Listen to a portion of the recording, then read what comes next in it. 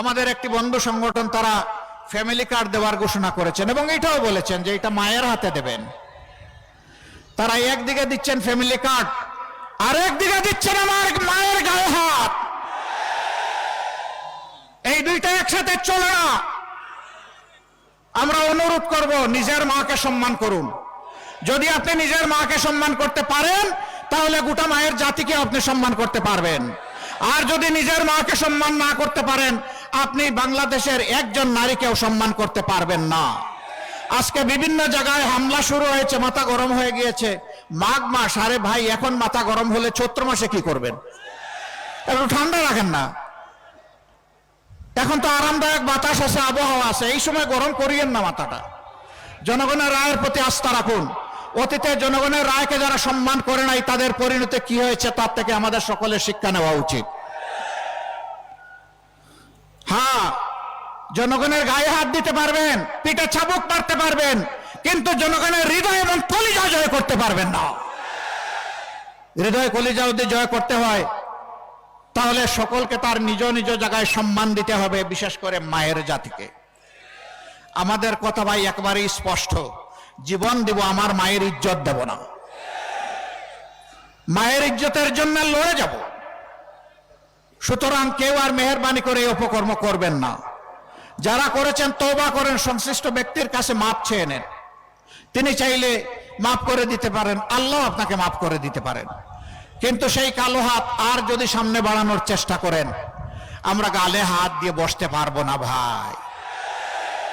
পায়ে পাড়া দিয়ে মুখের উপর ঠোঁটের উপর ঘুষি মারবেন আর বলবো যে এবার কানটাও ছিঁড়ে নেন, এই কাজ হবে না। বরঞ্চ সমান ওজনের হিসাব নিকাশ আপনাদের দিকে ফিরিয়ে দেওয়া হবে।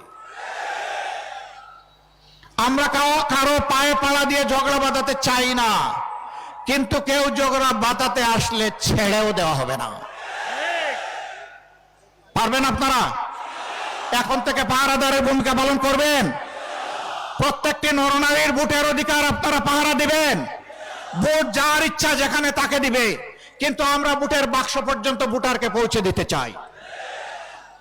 ওই বাক্স পর্যন্ত ভোটার পৌঁছার পরে তারা নিজের ভোটের হিসাব তারা গ্রহণ করবে ইনশাআল্লাহ। আমরা 13 তারিখ থেকে আল্লাহ তাআলার দরবারে একটা নতুন বাংলাদেশ চাই, একটা অভিশাপ মুক্ত বাংলাদেশ চাই।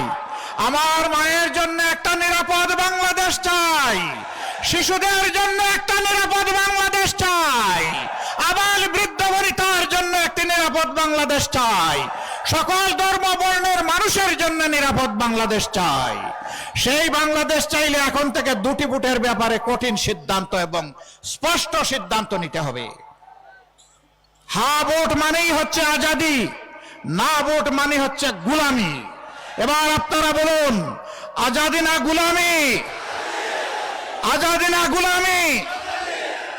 12 তারিখ ভোট হবে ইনশাআল্লাহ হায়ের পক্ষে। প্রথম ভোট হা, এরপরের ভোটটি হবে ইনসাফের পক্ষে।